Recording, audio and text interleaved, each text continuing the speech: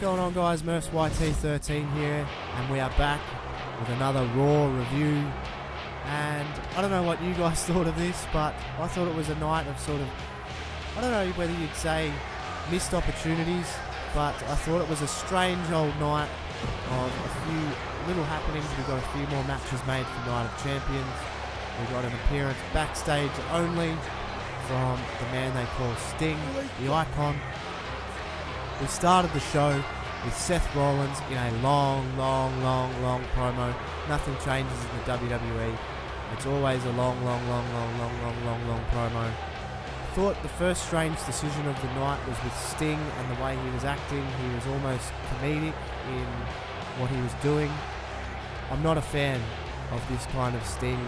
It reminds me of TNA sort of Joker Sting, which, you know, that's okay if you want to go down that route of him being sort of really maniacal and strange. But it seems really odd to me that I'd rather the brooding old school Crow Sting instead of the incarnation that we got here. He was backstage. He was feather dusting Seth Rollins' statue, which again if this is the only thing bringing these two guys together, I just find that strange. I think you've had Seth Rollins saying he's the best of all time. You've had Seth Rollins saying he's a legend, and yet none of that gets brought up in the feud. You know, Sting is a genuine legend. Why not have that be the issue, that Seth Rollins thinks he's better than Sting, and maybe say to Sting, you know what, old man, if you think you can get it done against me, I'm the best, I'm a double champion, why don't you come and try and take this title from me? You know, have that be the issue rather than a silly statue. But we got Sting, and then after that we got Sheamus, who came out, and every time this guy comes out with that briefcase I wonder why, because I just think there's got to be a better option than Sheamus as world champion. They've tried to make this guy a huge star. I just don't see it. I don't think he is that huge star. So look, you know, it's fine, whatever.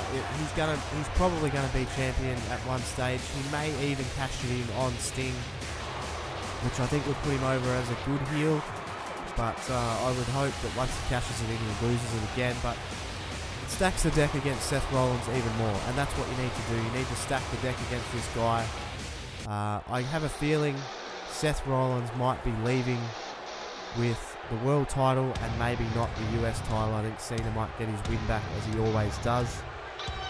We then moved on. We've got Paige versus Sasha Banks, and this was actually a pretty decent match. It ended fairly quickly. I thought it was a pretty strange end. It ended a little bit too early for my liking. It had the potential to be a really great match. Of course it did, because it's got Sasha Banks in it, and Paige is awesome as well. And it felt like it was arcing towards being a really cracking match, but they didn't give it a chance. They didn't give it enough time. After that, we had the Ascension versus Dean Ambrose and Roman Reigns. I thought this was a smart way to build Roman Reigns and Dean Ambrose as a solid tag team, keep their momentum going. It's always at the expense of the Ascension, these four guys. I saw they returned to NXT, and they got the reaction that they probably feel they deserve. The WWE main roster really muted them. Vince McMahon really muted them, and they looked really relieved when they were back on NXT, but as you would. This served its purpose. We got a promo from the Wyatts after Roman Reigns and Dean Ambrose won. Will be destroyed. Whoever's aiding your cause won't make it. So I thought that was smart, and I think that should be the question of the week. Who do you think is going to join forces with the, I guess you wouldn't call them the Shield, the bromance, whatever you want to call it? Who would you have join forces with Dean Ambrose and Roman Reigns to take on the Wyatts? My guess is Baron Corbin.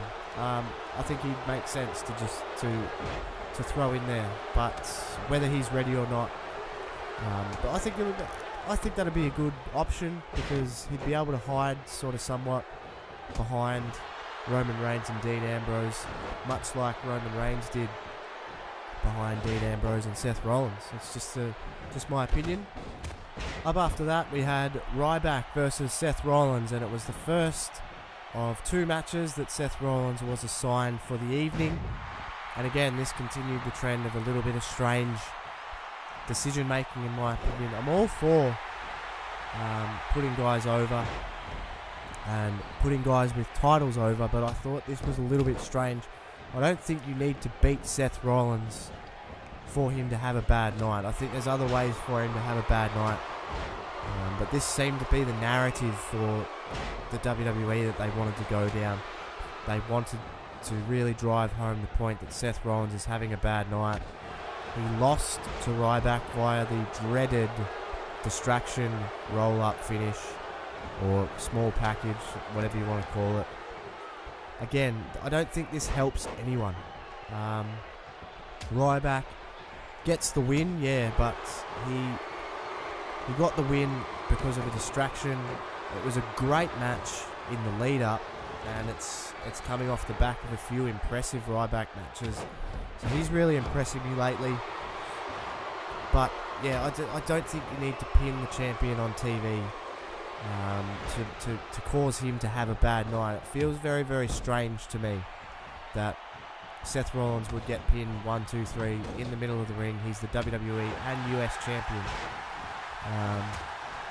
But, you know, Sting obviously on a screen is enough to distract Seth Rollins, and that statue obviously means more to him than winning. So I just think the whole statue thing is so stupid, and I think this is just a lazy way to tell a story that Seth Rollins is having a bad night. He doesn't need to lose, and the goofy Sting again reared its ugly head. Up after that, we had Summer Rae apologising to Rusev, and I thought this was garbage. The whole thing, to me, has just become so boring and tired. The whole TMZ style angle, you know, the video package that they showed, I think they showed it a couple of times during the night. It's so high school that it's borderline. Well, I guess it is a joke. But the whole TMZ style angle of, oh my god, you know, look at what's happening here and all this. It needs to end, and I hope it ends at Night of Champions with a match. I know these guys can put on a good match. I'm tired of talking about it. I'm tired of talking about Dolph Ziggler and Rusev, to be honest. When Dolph Ziggler came out, he did give the segment a lift with his sexual innuendos and all these sorts of things, to get a little bit of a pop out of the crowd. It's what it needed, because nobody cared about the segment as a whole. Lana's going to be off TV for a while, I would imagine. She's got a broken wrist, legitimately, I think. And I think that, you know, that hurts them, because they can't get a Summer Rae and Lana match out of this, which I think was probably the match they saw as being the money match. But, you know, this is what it is. It's bad comedy, it's bad acting, and we need to move on. We need to move these guys on to something bigger and better. Up next, we had Randy Orton versus Sheamus, and this was actually a really outstanding match, I thought. My whole thing about this match was, I think the RKO may be just more over than Randy Orton himself. I think his move is what people are coming to see now, because it's so famous from Vines and things like that. But this was great. The match itself, fantastic. Couldn't fault it. I was surprised, to be honest, because it let the air out of the room when I found out this was going to be a match. But, you know, it served its purpose, and it did.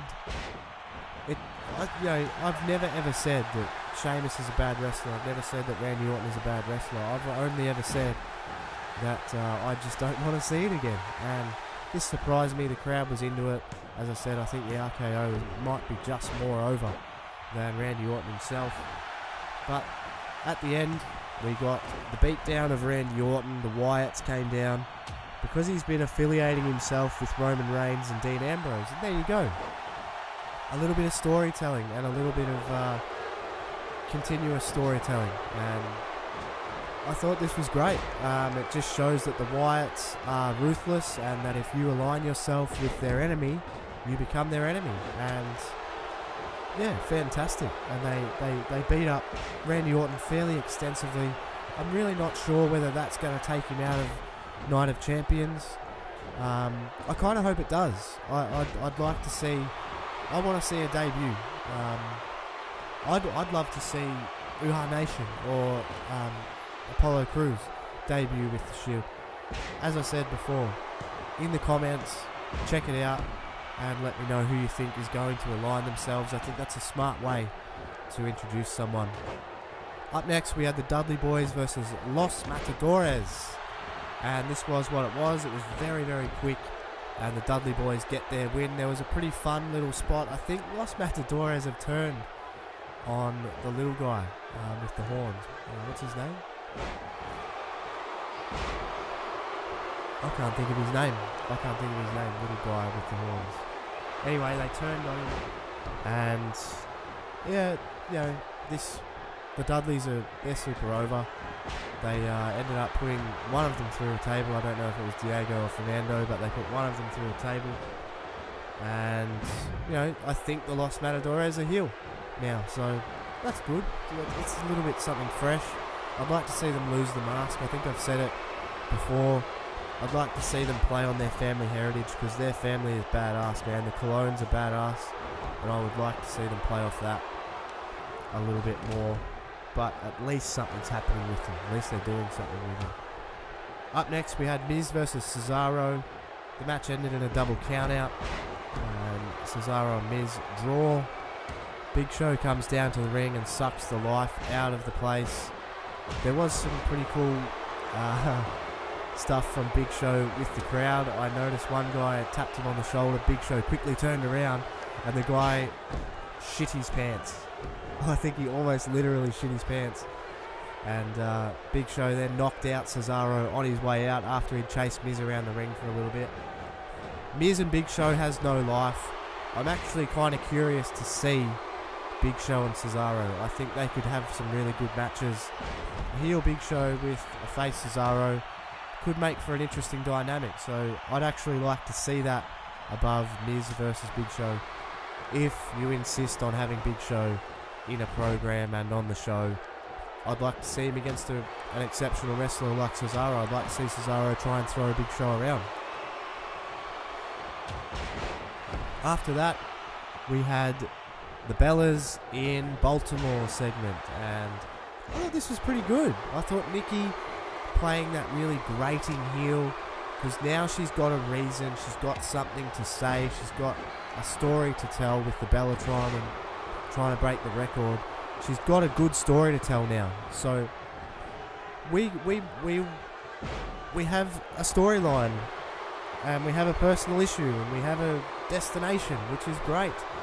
And I think if you really want a Divas Revolution, I would headline Monday Night Raw in a key slot.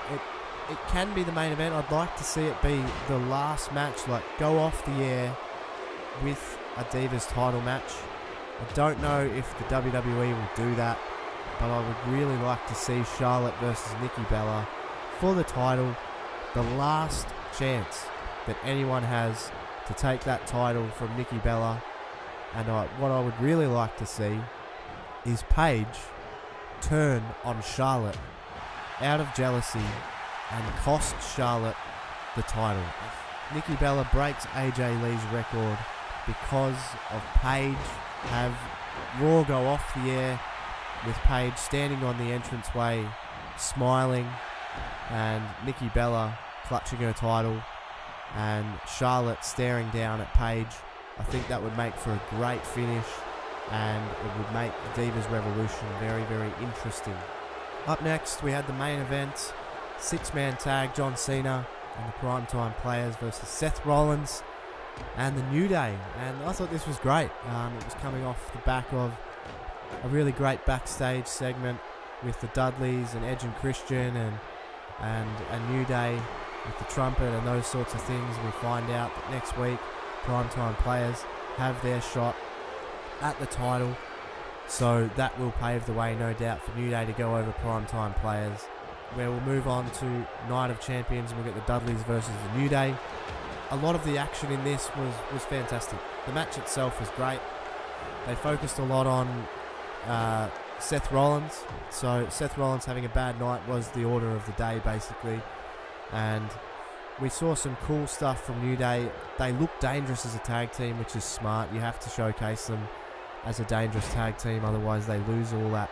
Then they become a comedy act. But they were great. They thrived in the main event spot. And I just thought, you know, with all the stuff with Sting at the end, crushing the statue, Rollins' reaction was good, but I'm hoping he has a better week next week. I think he will. But Seth Rollins overall had a pretty bad day, and you know, Monday Night Raw this week, I was pretty happy with it in a way, but I was pretty disappointed with it in another way. They were coming off the heels of a really red-hot SummerSlam run. Everyone was excited about the product. Sting returning was a fantastic way to bring him back, but it all feels like it's just subservient to eventually Triple H versus Seth Rollins, and it almost feels like Sting is like just a stopgap. Will Sting win the title? I'm really not sure, and that, I guess, is a good thing that we're really not sure about what's going to happen. But overall, Monday Night Raw, I really enjoyed it. I apologise for my voice. I've actually been really sick over the last two to 3 days, and I'm struggling to put this together, but I never ever try. I'll try to never ever let you guys down. I'm always going to try and bring you a video when I say I'm going to bring you a video. So I hope you've enjoyed it. Drop a like if you have. Make sure you hit that subscribe button. Overall, I'd give Monday Night Raw a pass, but maybe only just. It didn't drag as much as it usually does. There was some good action, and we furthered our storyline. We've got some more matches for Night of Champions. But overall, a good show. And from YT13, thanks very much for watching. I'm going to go back to bed, and I'll catch you on the next one.